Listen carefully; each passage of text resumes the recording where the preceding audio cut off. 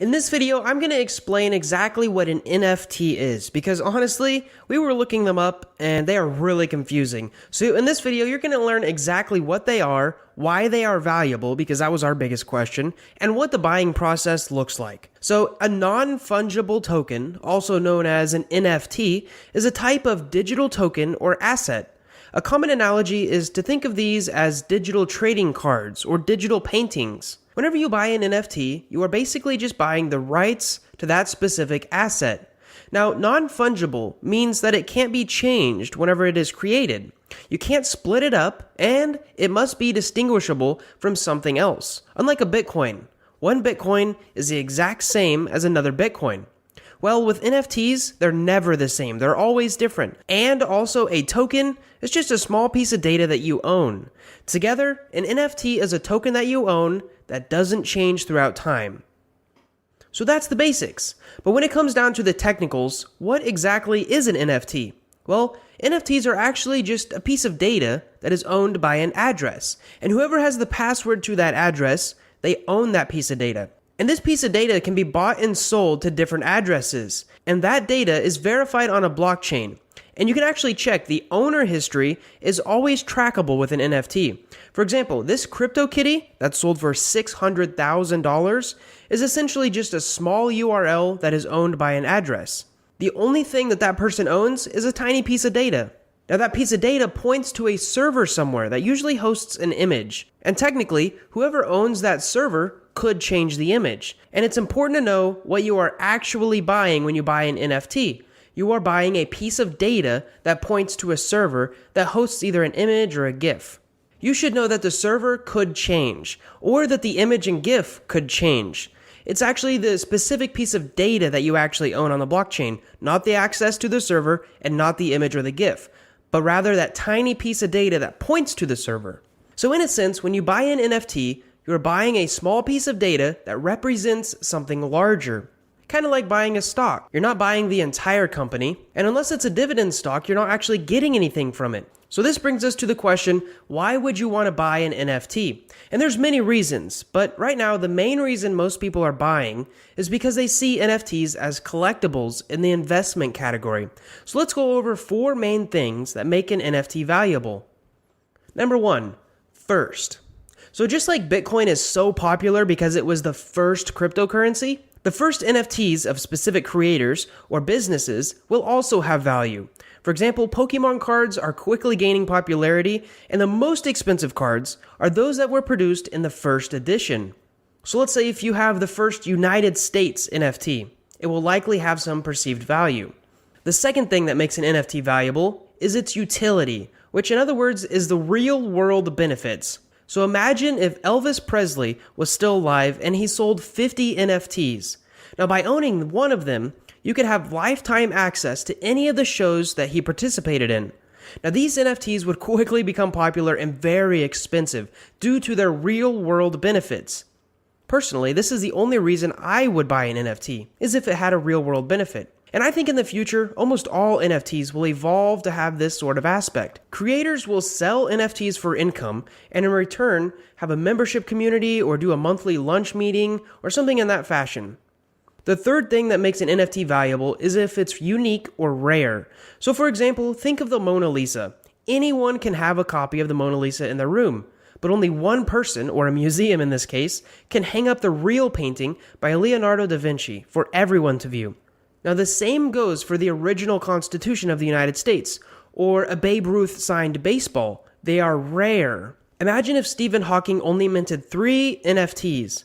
They would be very valuable because there's only 3 originals. Even if they're just pictures of the universe. Other people could have that picture, but they wouldn't have the original one minted by Stephen Hawking. The last thing that I've found that makes an NFT valuable is ownership history. So for example, what's your favorite celebrity? Mine personally is Robert Downey Jr. So let's say he decides to sell his leather jacket and buy a new one. Well, when he first bought that leather jacket, maybe he paid $200 for it. But me, I might pay $800 just to have the same jacket that Robert Downey Jr. wore. Now the same goes for NFTs. Someone might be willing to pay $1 million of an image of a duck that Barack Obama owned at one point. So keeping these in mind, you should think about what actually makes an NFT valuable. If an NFT is the first of its kind, if it has a real world benefit, if it's rare, and if someone important owned it. These are questions to ask yourself during valuation of an NFT. For example, does buying Jack Dorsey's first tweet for $2.5 million fit any of these? Let's go down the list. Is it a first? Yes, it actually is the first NFT in that category. Second, does it have utility? It does not. You don't get to change the tweet, and you don't get to advertise your business or something like that. Third, is it unique? Yes, it is unique. Lastly, what about its ownership history? Well, this is actually a no. Yes, it is Jack Dorsey's first tweet, but nobody famous has actually owned the specific NFT yet. To fit this category, for example, maybe it was my tweet and then PewDiePie owned it. Then the answer would be yes. But in this example, it only checks 2 of the boxes. So if you buy his first tweet, you're basically betting that someone else in the future will want to buy it for a higher price. Because holding that NFT does absolutely nothing for you. There is no utility. You're buying it as a novelty or as an investment. Unless one day Jack Dorsey says whoever holds that NFT he'll have lunch with once a month. Then the value would skyrocket. So now that we have kind of went over what they are and how they work, let's go over how popular they quickly become. Just look at this Google Trends data of searches in February and March in 2021. In fact, that's what inspired this video. We knew absolutely nothing, and so we created this video to help people because all the stuff that we were looking up was very, very confusing. So if this video clears anything up for you, make sure to click that like button. Also, as a newer channel, you might consider subscribing because it helps us immensely, as this video actually took hours to research, write, and animate. Moving on, I'd like to tell you the 11 most valuable NFTs. Now this might get a little rambly and you can skip ahead if you don't want to listen to them. Number 1. CryptoPunk 6965. In February 19, 2021, it sold for 800 Ethereum. Next we have CryptoPunk 4156, which sold for 650 Ethereum in February 18th, 2021. Third, we have CryptoPunk 2890, which sold for 605 Ethereum in January 24th, 2021. Then we have the famous Dragon CryptoKitty, which sold for 600 Ethereum. CryptoPunk 6487, which sold for 550 Ethereum. Next up, we have some land in the Decentraland world, around 12,600 square meters. It sold for 514 Ethereum. Next is something called Hashmask 9939, which sold for 420 Ethereum. This really interesting car concept, the F1 Delta Time, actually sold for 415 Ethereum. Another CryptoPunk sold for 400 Ethereum, and an actual lot of land in the Decentraland world sold for 345 Ethereum. And the famous Nyan Cat sold for 300 Ethereum on February 19th, 2021. So another important question to ask about NFTs is, can someone copy your NFT?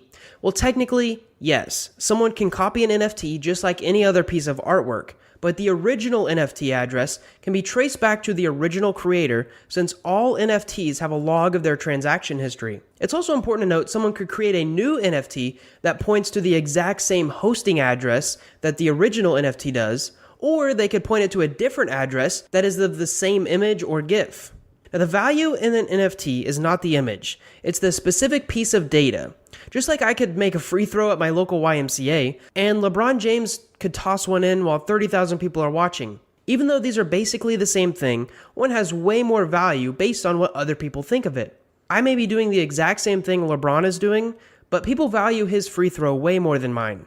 Another question you might have moving into the NFT space is, how do you buy an NFT? Because purchasing an NFT is actually quite simple, and it's probably the same difficulty as purchasing a stock of a company.